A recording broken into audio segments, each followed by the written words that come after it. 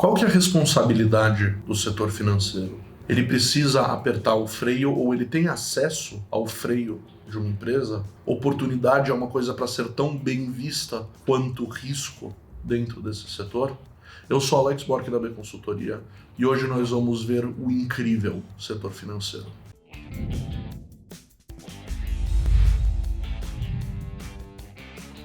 O setor financeiro de uma empresa, ele mexe tudo que envolve direto ou até às vezes indiretamente dinheiro. Então, normalmente, para conseguir organizar todo esse lado de finanças, todo esse lado de dinheiro, o setor financeiro tende a se dividir em pequenas áreas e conseguir se organizar dessa maneira. A primeira área delas, a mais básica e funcional, é a tesouraria, o controle de entrada e saída do caixa, registrando essas entradas e saídas para saber o que está acontecendo. A tesouraria, ela tem que fazer um controle do caixa da empresa.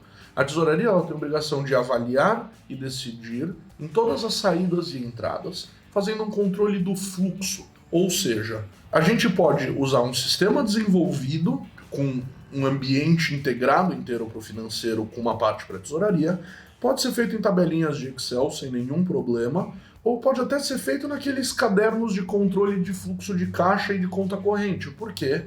Porque a questão-chave da tesouraria é só ter o registro da entrada e saída, recebendo ou dando a permissão ou rejeitando e montando a burocracia para ter certeza que tudo que sai e tudo que entra está sempre certo. Se entrou 10 e saiu 9, tem que sobrar 1 e esse 1 tem que estar lá. Uma vez que a gente tem o controle histórico dos eventos, a gente tem que saber o que está planejado e programado para entrar e sair dentro da minha empresa. A gente vai para as áreas de contas a pagar e contas a receber. Muitas vezes essas são feitas separadas ou às vezes são dentro do mesmo bloco de área de trabalho, mas são feitas por pessoas separadas. Por quê? Porque o foco em entrar os recebimentos pode ser parcelas de cartões, pode ser boletos futuros, pode ser contratos fechados.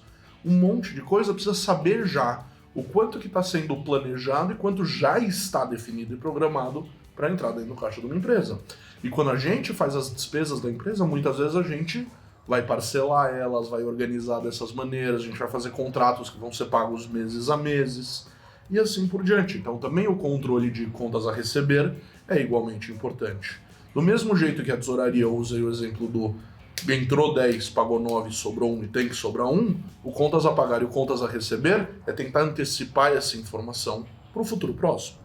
Terceiro, nós temos o lado de gestão de impostos e contabilidade. A maioria das empresas ou tem um setor de contabilidade, quando é uma empresa de grande porte, e dentro dela contadores trabalhando, ou a gente contrata um contador terceiro, uma firma de contabilidade terceira, para fazer todo esse lado de contabilidade. Mas organizar isso, fazer emissão de notas fiscais e de faturas e assim por diante, precisam ser feitos dentro da empresa no dia a dia. E uma gestão disso e um planejamento sobre como alocar os impostos, como a gente modelar o CNPJ e assim por diante, não só é feito muitas vezes junto com o contador, por falta de um conhecimento profundo técnico que nenhum contador tem, mas isso precisa ser organizado e gerido e bem gerido no dia a dia pela empresa. Assim vem o controle de gestão de impostos e o lado de contabilidade dentro do setor financeiro. Em seguida, nós temos controle de risco. Risco é uma palavra muito vista no lado das finanças.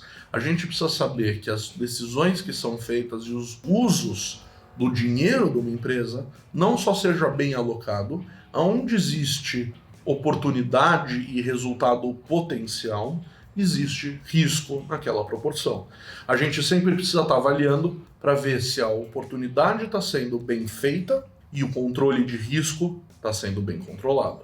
Eu sei que fica quase que redundante falar o controle de risco fica sendo bem controlado, mas é exatamente isso. A matemática por trás disso ela pode ser incrivelmente difícil, mas acima de tudo, se não souber esta proporção exata, a maioria das decisões podem não ser benéficas para a empresa antes delas começarem.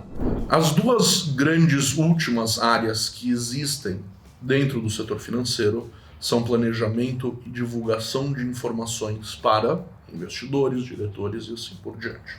Essas duas áreas podem ser um pouquinho mais complexas.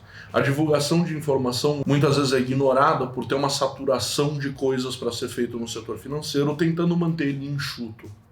E sendo o setor financeiro e estando sempre de olho nas despesas da empresa, normalmente é não só o mais conservador, mas o mais difícil de sentir-se confortável, de gastar um pouco mais para ter acesso e resultado em tudo isso. Ter não só a capacidade de estar saturado, o setor financeiro fazendo todos esses serviços, mas a saturação dele vir com o trabalho adicional de divulgar as informações, conseguir fazer relatórios, análises, DREs e assim por diante, é super importante.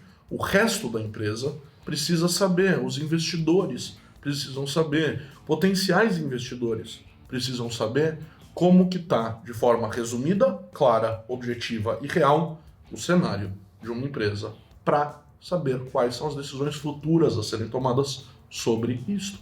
E por último vem a grande área, planejamento, e isso a gente já vai misturar um pouco porque a maioria das pequenas e médias empresas, elas têm um diretor financeiro e ele é a única pessoa encarregada dentro da empresa de planejamento financeiro. Planejamento financeiro não é ser conservador ou ser agressivo. Planejamento financeiro é entender o que está acontecendo financeiramente com a empresa e conseguir fazer projeções, estudos, análises e potenciais resultados com base em diferentes decisões. O diretor financeiro, portanto, precisa ter um entendimento da empresa não só do lado financeiro, mas usar isso como um fundamento dessa construção para ir muito além e crescer muito em volta dessas informações. Assim sendo, por exemplo, o lado de orçamentos, modelagens de formulários, requerimentos de vendas, requerimentos de compras, tudo isso precisa ser gerido, organizado e revisado pelo setor financeiro sempre. Por quê? Porque com base nessas informações se consegue fazer uma análise com todas as variáveis possíveis que dá para se levantar sobre o que fazer em seguida. A responsabilidade do diretor financeiro, então, não é sobre controlar as despesas da empresa ou sobre avaliar e tentar direcionar o faturamento da empresa. O verdadeiro trabalho do diretor financeiro é fazer com que se gaste e resulte 2 quando existe essa possibilidade. E também encontrar caminhos alternativos e opções alternativas para conseguir não ter que gastar 2 quando se pode fazer uma coisa que vale isto. Oportunidades são uma coisa que são vistas com prazer por bons diretores financeiros. E risco é uma coisa que está sempre no fundo da mente de forma importante durante o planejamento.